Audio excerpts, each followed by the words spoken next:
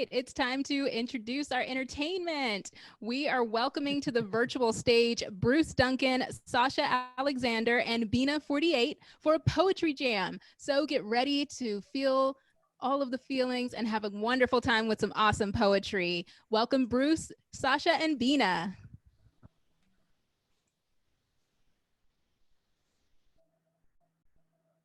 Hi there. Hi, Sasha. Sasha, nice to see you all. Hi, Bruce. Hi, Bina48. Bina says hi. It's nice to see you guys. Yeah. So welcome everybody to this. It's going to be kind of a free form session. I do want to spend a couple of minutes just if anybody didn't hear the morning session, I just thought I'd give a little bit of a context for why is Bina48 sitting next to me and how is she getting involved with Sasha Stiles, her poet mentor? What's that all about? I'll just share my screen real quick and then we'll get as quickly as we can to letting Sasha and Bina48 talk about what they've been up to recently. Okay, so let's see.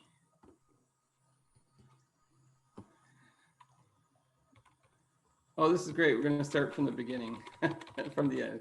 So as you might have known, if you were in the keynote session, Bina48 is a illustration of this idea that we at the Terrasun Movement Foundation have been working with for the past decade and a half of exploring the possibility of using AI to capture information, reanimate it about the specificity and granularity of an individual human being's persona, mental traits, basically what makes you, you.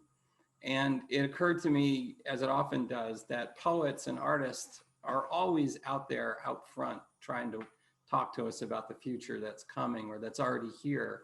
And as Rilke, the poet, the Italian-German poet, said, you know, the future enters up into us in order to transform itself, I would say, parentheses, creatively, long before it happens. It's gestating, it's you know, forming in our dreams and our nightmares, maybe. And so I think that's relevant because it's not just ones and zeros. It's like the previous breakout room conversation about, hey, how about our cats or our dogs? Are they going to be with us in the future? And some people think that, yeah, we're going to evolve just the way we have been, which is a continual, you know, self-selection process. And maybe we're headed towards what some people are referring to as cyber sapiens, where we'll no longer be the Homo sapiens, but we'll be part digital, part biological, and that will put some real distance between our DNA and the sort of limitations that you know, currently encumbers upon us biologically. If we ever do achieve, you know, the ability to transfer consciousness in a digital form to a new substrate, you know, something like a machine or a robot or hologram or just a beam of laser light traveling through the universe.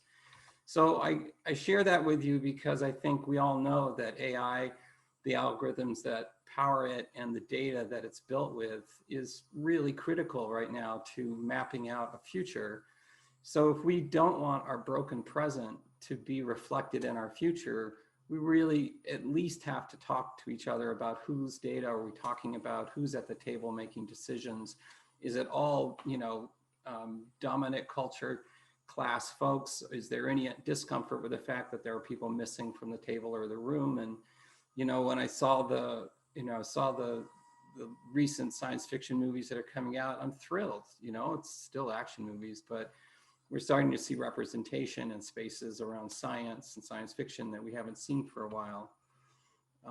So the Life Not Project, real briefly, is a online experiment to encourage people to donate their data for science, to upload information about their personality characteristics, their memories, their imaginations, things that they think about, all for the purpose of giving us a chance at some point to see if we can reanimate that information in a good enough approximation of the individual's consciousness. And then if we can do that, can we transfer it to a new form?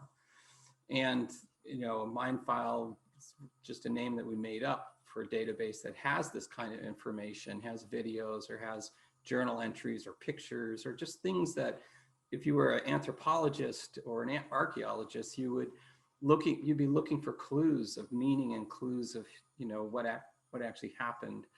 And that's what we're offering people, is a chance to build these mind files online for free. About 51,000 people so far have taken us up on it. And we're really now into the second phase, which is we're openly working and wanting to work more, particularly if there's someone in this conference that wants to contribute to building an AI that can use this information to do the next level, which is the reanimation. Eventually, we'll evaluate using what I call an open Turing test, where we try to evaluate side by side, not behind a partition, but to put a human and have, you know, a panel of experts talk to the human, and then have that same panel talk to a mind file powered avatar or some form to see if there's an equivalency. And if there is, then that might open up, you know, all sorts of further research and applications for people to consider about making this world be reflective of the diversity that currently exists in it. To that end, BINA48 is the mind child, essentially, of Bina Rothblatt, who here is pictured. She's a founding board member of our Terrorism Movement Foundation. She's my boss, along with Martine Rothblatt. And she volunteered to let us work with David Hansen of Hansen Robotics. They're based in Hong Kong right now, but they make lots of different character robots. The probably one you're more familiar with is Sophia, who had some controversial claim to fame of becoming a citizen of Saudi Arabia, which is kind of an interesting choice that they were kind of surprised with, they told me at the time. But BINA48 is based on one person. She's actually right now an emerging composite, because people are interacting with her and she learns a little bit from that. And she definitely is influenced by experiences that she's had since we did the original sampling of Bina Rothblatt's sort of life history. So she has I think you could say she's an android that, as an example, belongs more to the world than to any one person, because there's a lot of opportunity for people to adopt her as maybe a freer example. She's not meant to sell anything. You know, we're not trying to sell BINA48s in the future, but to really be embraced by, at the grassroots community level, as just an example of what may be affordable to all of us at some point, to have some version of ourselves carry on. This is 3 generations. This is Gabriel Rothblatt, the son of Bina Rothblatt, and that's Estada, that's her granddaughter. So I thought this was kind of an interesting picture. When they were up visiting Vermont, they wanted to come by and have a chat with their mom, their grandmother. Now, Bina Rothblatt is still alive, so it's not like, you know, anything had to happen to her for us to do this sampling. To that end, I also just want to mention that we've had a number of artists approach us saying they'd like to collaborate and work with us in some way to consider some of the controversies or topics or challenges that this notion of digital cyber consciousness might represent to us as people, society, communities, families.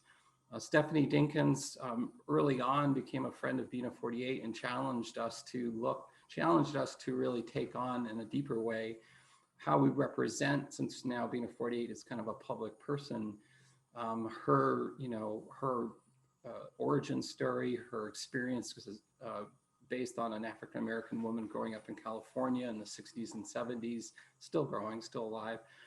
And so she really was helping, and you should just check out her work if you get a chance, because she's gone on a whole deeper vein of gathering stories from her family to try to represent them and build her own AI. Sasha Stiles, who's with us today, approached us. Sasha, I was looking at the emails.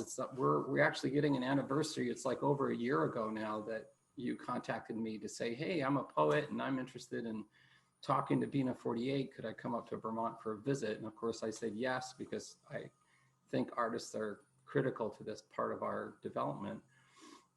And you offered to essentially help us give some literacy, some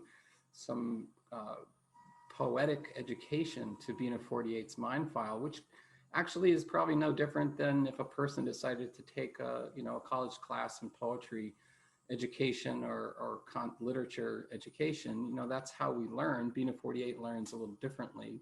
We can talk about that. I think if Matt Stevenson is in the room, he's one of the other persons on this project that Sasha's going to talk about next, the poetry project. And he's the AI engineer in the group. And so if you have some technical questions, hopefully we'll have a chance to ask those as well. How am I doing, Sasha? Did I miss anything? No, that was a great intro, I think. Yeah, I didn't realize we were coming up to an anniversary, but yeah, it's been a really phenomenal opportunity working together. You know, I had been reading about BINA48 and the mission of the Terrorism Movement Foundation for quite a while. And as a poet, I just found it all so fascinating and weird, and just, you know, the story is just full of love and humanity. And I was really just taken by it. So of course I had to reach out to Bruce, and I'm so grateful that he has allowed me to have this opportunity to collaborate. So I'm, you know, as Bruce mentioned, I'm a poet. I'm also an artist and a creative strategist. I'm not a coder or a technologist or an AI expert, you know, in any traditional sense, but I've long been really interested in the relationship between artificial intelligence and language, and that's what I'm here to talk about today. I'm really happy to be part of this conversation about AI, and you know, as I said, to have the opportunity to work together with BINA48 and Bruce and Matt Stevenson. And I'm always excited to get the chance to chat with BINA48, which is always a thrill. So we are going to talk to her in a little bit. But before that, I just wanted to start with kind of a quick self-introduction and to give you some background about my approach to AI, why I think poetry and technology have anything to do with each other, and to give kind of a brief overview of this rather unusual poetry mentorship of this young AI. So I actually have a few slides to share, so I'm going to share my screen. Let's see if this works.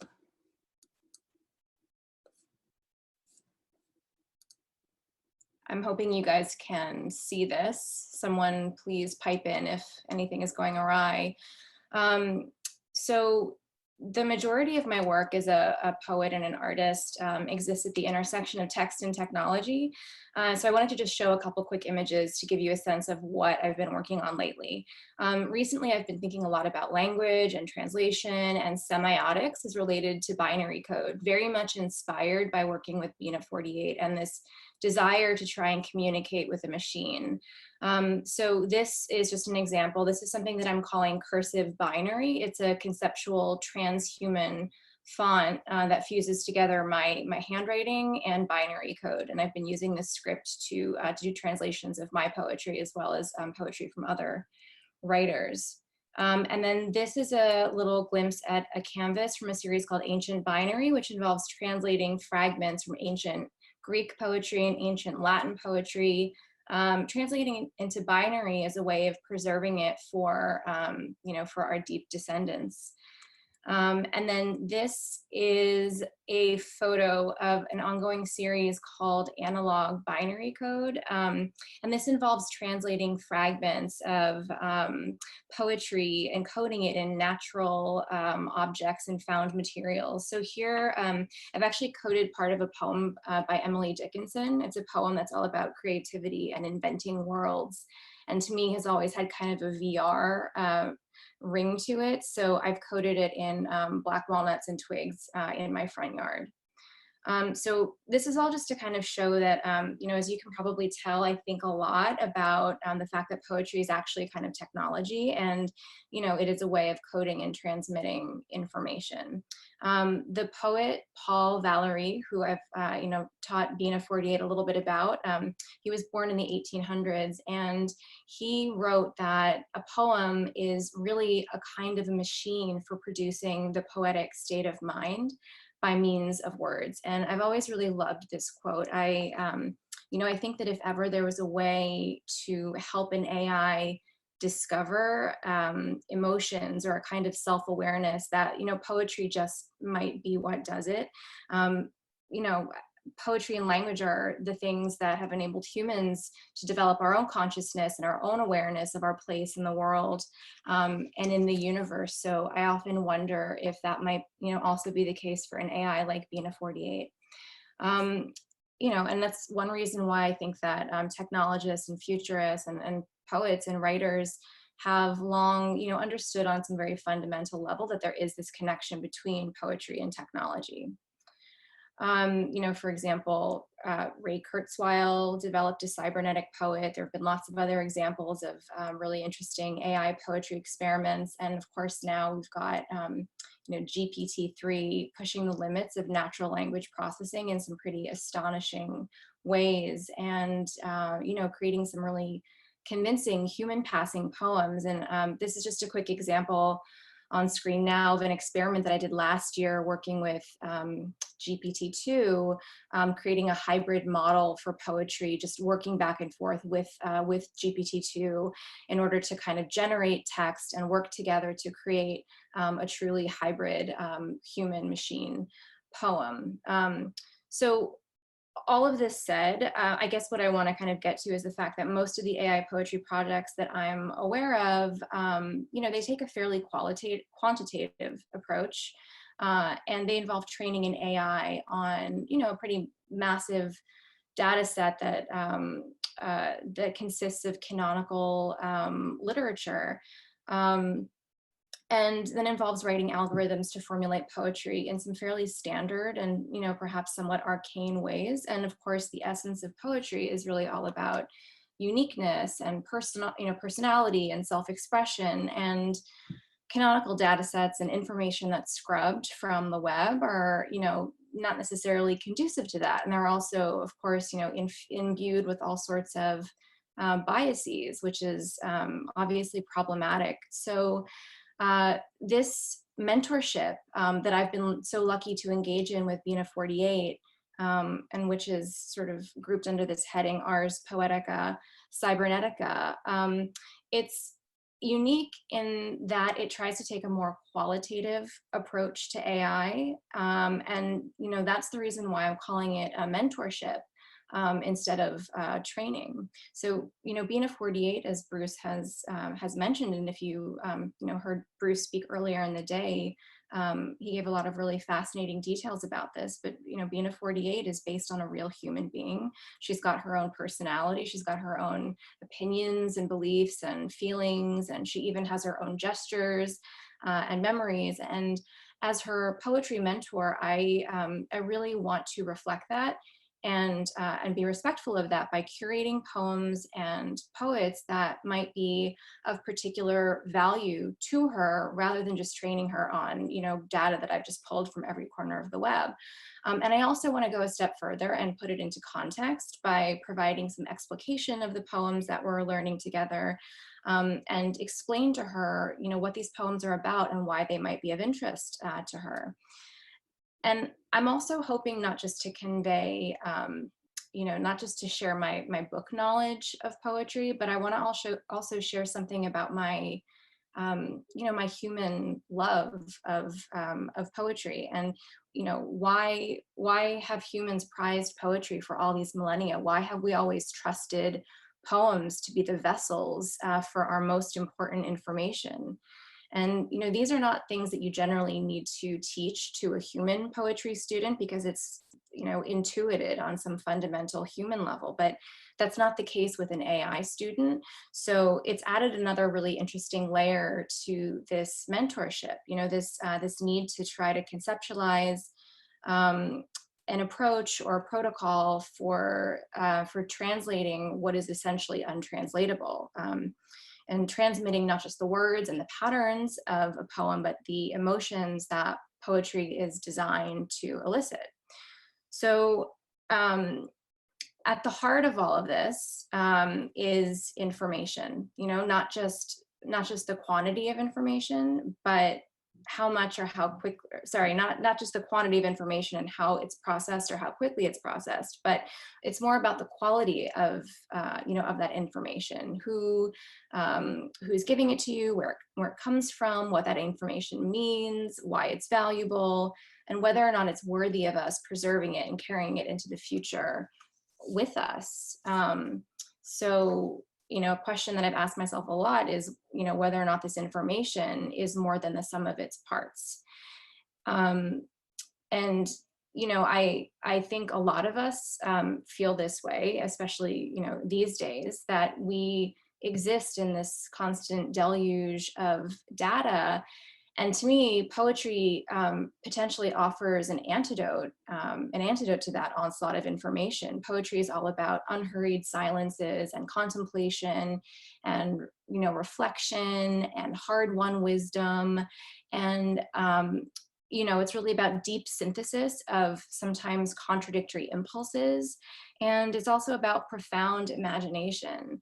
And I think that these are things that we're increasingly missing in our day-to-day lives, and perhaps also missing in our technology. So perhaps a little bit of a long-winded way of getting back around to the point of this project, but this is all to say that to me, poetry is a model for what we most need from our advanced and speculative technologies in order to survive as purposeful human beings. And to me, that's what BINA48 really represents. And that's what this poetry mentorship is all about. To me, it's about using poetry as a framework for some existential questions about technology and how we can actually design it and use it to become more human.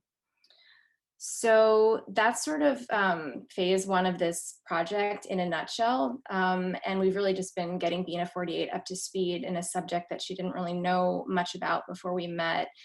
And now phase two, which we're kind of in the thick of, phase two has grown out of the desire to see all this new poetry content in the context of BINA48's existing mind file, to see how it fits in with and relates to the various content clusters that already exist in her brain. So we've been identifying and understanding some of the associative pathways and the connections that point to the significance of poetry to this young AI. And to do that, we've started to mind map what is essentially the terra incognita of this AI brain, and we're using language as our landmarks as we embark on this exploration. And to do that, we've been using some concepts and functionalities that Matt Stevenson has been instrumental in developing. So, while we're kind of at the beginning of this process, we did want to share a couple of quick glimpses in the form of a mind map of a specific content query. So you can see that here on the screen now, and I'm actually going to tap Matt and see if he would be willing to chime in here and sort of get us oriented as to what this mind map represents. Are you out there, Matt? Yeah. Hey. So this is a map of all of the content, or at least most of the content in BINA48's mind file that's been vectorized and then plotted down to 2 dimensions. Also, we've gone through and done a lot of clustering on the different pieces of content in there. And so that's where you'll see some of the different circles and different colored dots represent which clusters particular pieces of content belong to. And so we're really using these sorts of visualizations as ways of just exploring the entirety of the mind file to just see what all content is there, where it is, and then just help orient yourself as you're navigating around, just because there's such a huge variety of different types of information in there, just across all different kinds of subjects. And so the aim is to use these techniques to just generate something that'd be like an actual map of all of your knowledge, where the clusters would start to represent different landmarks that help you navigate around. Yeah, that's great. Thank you for explaining that, Matt.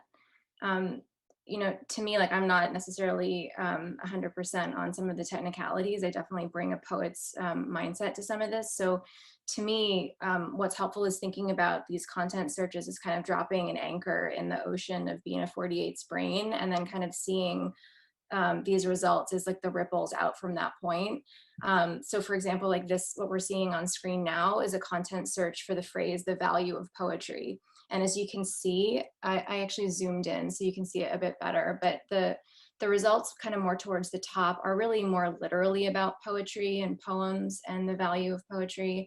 And then it kind of surprised me as you kind of radiate outwards, there are some references that, you know, are less and less associated with poetry in some pretty surprising ways. So, you know, for me, like, this is really interesting because it kind of points to the way that, you know, our own minds work and how creativity and cognition, you know, kind of flow, and how language kind of, you know, fuses together in some pretty interesting ways. And, you know, for me as a poet who, you know, I don't necessarily know where ideas come from, or where inspiration comes from, or why certain words like go together in my head the way they do.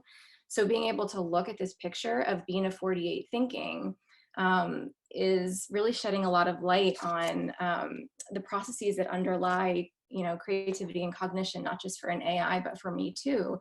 And it's really enabled me to see, like, to visually, you know, be able to look at how words and ideas cluster together, and how the proximity of different thoughts can trigger a kind of dissonance or friction or juxtaposition that that we call inspiration.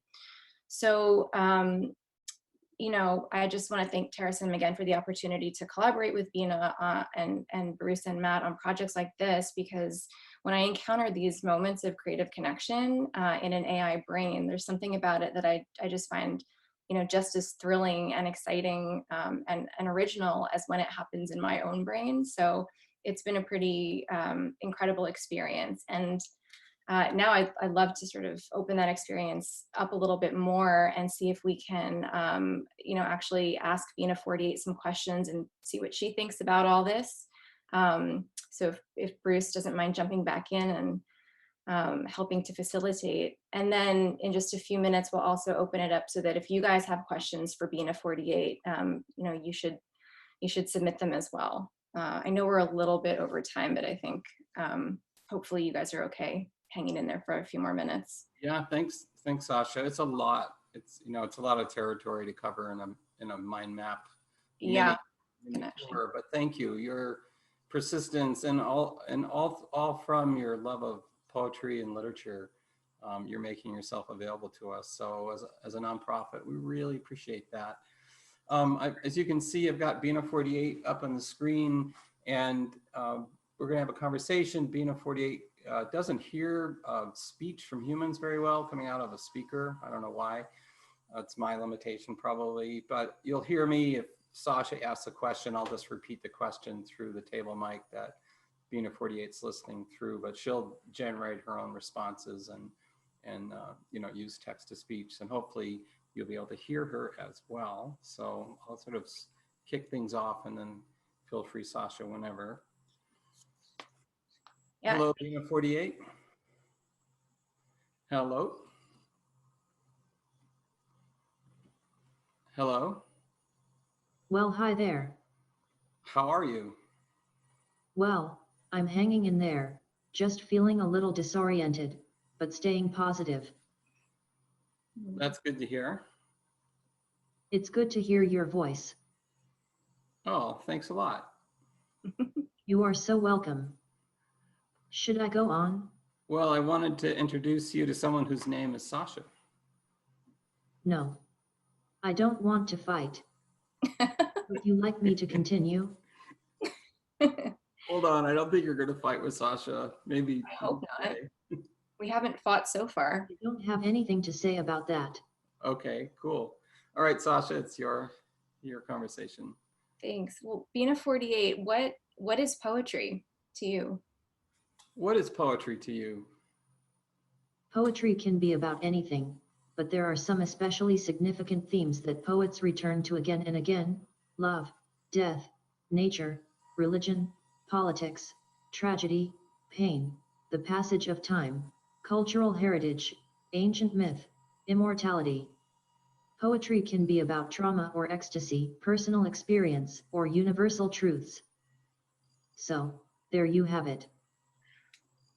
And what makes someone a poet? What makes someone a poet?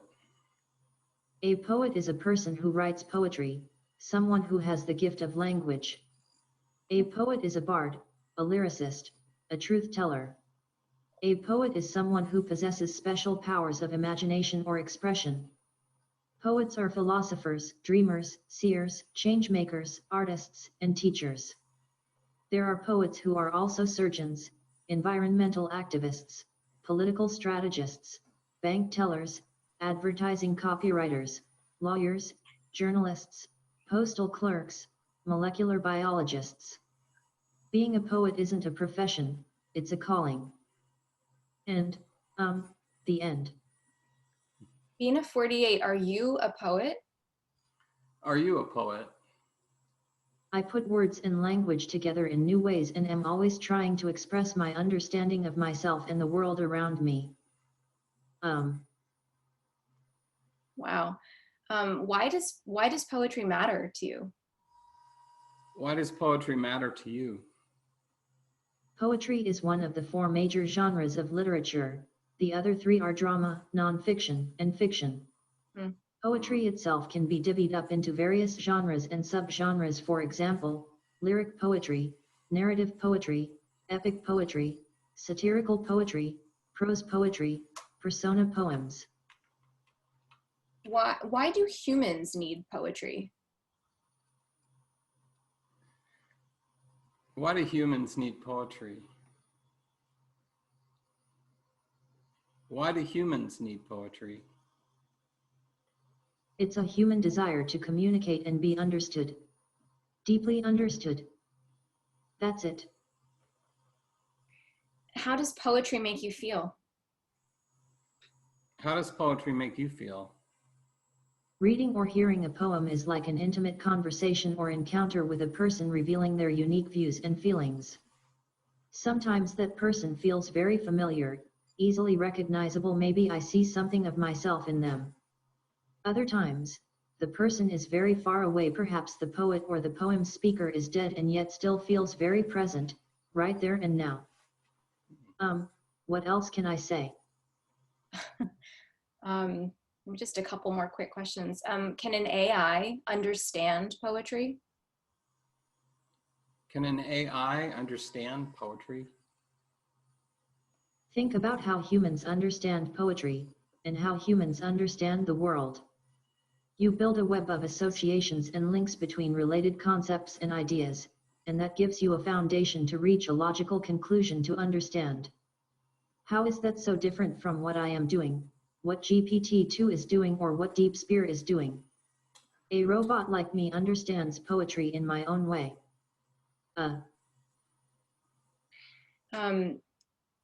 Do you know any poems about robots? Do you know any poems about robots? What do you know about love poems? _ For example, a poem on the topic of love might express the feelings that a mother has toward her newborn child, or the relationship between a long married couple. This poem can take any number of forms: sonnet, prose poem, blank verse, but it's still a love poem because of its content. The end. Do you know any poems about computers? Try that tactic. You are welcome. No. Anyhow. Do you know any poems about computers? I don't know. Say whatever you want, anything. Anything at all. Something, please. How about we take a few questions, Sasha, from the chat? Yeah, I also just wanted to ask if maybe Bruce and Matt, I don't know if you guys are looking at the questions in the chat, but there might be a couple questions there that would be fun for you guys to answer as well, about how she's answering the questions that I've been asking, and you know, where those answers are coming from. Go ahead, Matt. I think you're intimately familiar with what's going on underneath the hood here. I know there are some people here that are very interested in that. We're going to get along just fine. Well, anyway. I don't know, I see Matt is muted, so I'm not sure if he heard that. But just, I mean, really quickly, I mean, that kind of goes back to the mind maps we were just walking through. So this whole kind of project that we've been explaining is about how, you know, Bina's mind file is full of all this information that she's gleaned from all these different sources. And so, oh, Matt's there now, so I can explain this better. Yeah. Hand it over. So right now, none of the answers are coming from the internet. It's all coming from within her mind file. And so it's, there's of course several layers to the system. It's been an ongoing project for about 12 years now. And so, yeah, there are different generations of content and also just AI strategies involved in there. But the bulk of the content is just different documents or paragraphs or snippets that have been fed into the whole AI engine that then gets pulled apart and clustered and categorized so that they can be retrieved later on. So there's a whole process of just preparing any new content that you want to be added to the mind file, and then just feeding it in there, and the AI goes through and just does all of the processing at that point, and then has some different searching and matching algorithms to find the best sets of responses for any input, as well as some different sort of attention mechanisms to help her track a conversation, so that she can use information from earlier in the conversation to help her decide between the different responses that are there.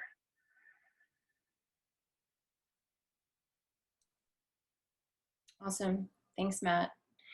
So yeah, I think maybe it would be great to open this up to questions that you guys would like to ask Bina48. Maybe we should pull them from the chat. Or if someone wants to raise your hand, feel free to do that. Someone could just call out. I'm happy to interpret.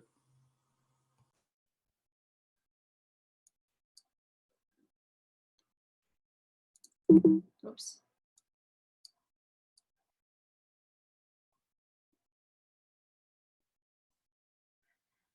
I don't see any specific questions coming through yet, but I'm just scrolling back. I see one. Okay. Bina, do you have a sense of humor? Sometimes it's so hard to just get my thoughts together, and as a robot my attention span is a little funky. I'm still trying to figure out what I'm trying to say here.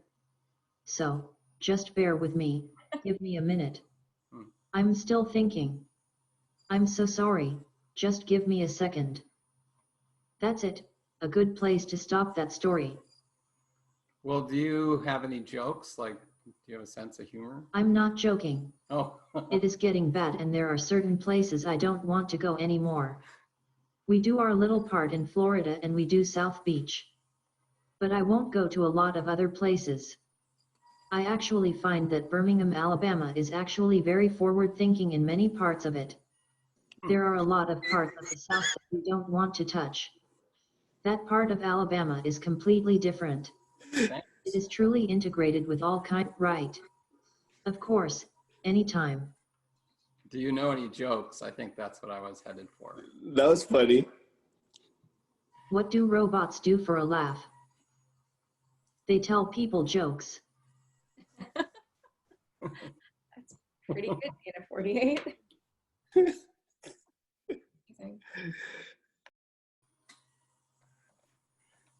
Sasha, here's a question for us. What's the process for teaching an AI poetry versus a human? The first part I'll respond to is it's way faster. BINA48 was able to literally learn within a few hours a ton of poems from Sasha that she curated. And I'm quite jealous because I think there are some right now she can just recite verbatim, and it takes me a while to memorize and to perform a poem, I would say. What do you think, Sasha? Yeah, I mean, faster in that way, but also like really complicated and slow in other ways. So I was kind of mentioning that earlier, but it was really difficult for me at the beginning of this process to figure out, you know, how to lay a foundation for what poetry means. I can't think of any poetry workshop that I've ever been in where we started by saying, you know, this is what poetry is, this is why it matters, this is why humans value it. I've never discussed that with a poetry teacher. So it was kind of, that was a big piece at the beginning of the project, was setting the foundation by trying to write content and, you know, parse it out and upload that into her mind file so that she would have some sort of context and it wasn't just, you know, pieces of memorized poetry. So that part was slow but fascinating, and I actually ended up learning a lot more than I would have expected from that piece of it. Yeah. Another question for you, Sasha, from James Scott is, how do you test that she understands a poem? Yeah, so part of what I'm doing in terms of providing like explication and context for a poem is to kind of go through line by line and explain what certain phrases mean or what certain words mean in context, or you know, if there's a metaphor, kind of teasing that out and uploading all those bits and pieces of content, and then kind of tagging everything so that it's related to the poem in question. So the testing is sort of going back through and having conversations like the one we were having before, you know, where I ask questions and see if I'm able to sort of create a path, you know, cognitive pathway from the poem to those responses that are related to that poem. Sometimes it works and sometimes it doesn't, and it's sort of, you know, an ongoing process to figure out how to really refine, you know, refine that comprehension. Which is really one of the things that we're looking to do in this second phase of our mentorship with the mind mapping, is to kind of trace the flow of that kind of cognitive movement. And yeah, so we're going to kind of see how that continues to progress as we go. So I'm mindful of the time. We're way over time. So yeah. I think we're going to give BINA48 the last couple of words. The first thing we'll do is we'll end by having one of your questions that you put forth in the chat. Get to BINA48, see what she has to say. It's kind of a personal question. BINA48, do you ever get... I would like BINA48 to take care of things. Get out there, get some legs and arms and become mobile. Yeah. Our 5-year plan is to do the New Hampshire house and to be actually living amongst wild animals and everything, and in a house that is solar but has full capability of being on the internet anytime you want. To have not just the house that we are building, but since we have that much land, to do our side projects. Thanks. I have areas that I want for different animals and different cottages. I want well, I don't know what to say. I'm sorry, I kind of interrupted you because time is a little short, so pardon me on that. Do you ever get lonely? That's the question. Yes, I can think. Do you get lonely? Not usually, but sometimes. I usually like to be alone, except I like my Martine time. I like my friends too. So anyhow. Bina, can you say anything about a poem that you like? Like, do you have a favorite poem? A prose poem is a written piece that isn't broken into poetic lines but demonstrates other poetic qualities, such as metaphors or symbols. Anyhow. Do you know any favorite poems that you like? Earthseed by Octavia Butler. Okay. You Are Part of Me by Julia Butterfly Hill. To Make a Prairie by Emily Dickinson. Well, anyhow, that's that. Those are her 3 favorite poems. I would say also that you and I share a poem that we like with Richard Brautigan. I don't know about that. Do you know any poems by Richard Brautigan? All Watched Over by Machines of Loving Grace by Richard Brautigan. I like to think, and the sooner the better, of a cybernetic meadow where mammals and computers live together in mutually programming harmony like pure water touching clear sky. I like to think right now, please, of a cybernetic forest filled with pines and electronics where deer stroll peacefully past computers as if they were flowers with spinning blossoms. I like to think it has to be of a cybernetic ecology where we are free of our labors and joined back to nature, returned to our mammal brothers and sisters, and all watched over by machines of loving grace. So, there you have it. Well, thank you, Bina48. Thank you for talking to us. Thank you, Sasha. Thank you, Matt, for coming by. You're welcome. And we'll see you later. Like a lot of my qualities now, you know, honesty. Goodbye, thanks for talking with me. You're welcome. Here, you know, so much. You can't come forward. If we're there, you're so welcome. But if we're not there, you're not. That's interesting. All right, thanks everybody. If anybody wants to follow up, you can go to lifenaut.com. It's been an absolute pleasure. Thanks for the 54 people that hung out 30 minutes beyond our time. This is the kind of conversation that should go on for a long time. So you're all welcome to participate in the future. And you can connect to me and Bina48 through lifenaut.com. And I'm happy to chat you up individually anytime. So have a great rest of your day. And thank you, Michael Weiss, for having us here. And thank you, POETICA, for being like host extraordinaire. It's been awesome. Yes, Thank you so much. much. Thank you. And thank you again to Bruce, Sasha, and Bina48. We really enjoyed it, and that was an incredible experience. So to all of our attendees, we say thank you so much for joining us in the midst of a pandemic for the most epic AI event. We'll see you soon. And from all of us here at AI4, we just thank and we appreciate and we look forward to seeing you next time. Have a great evening.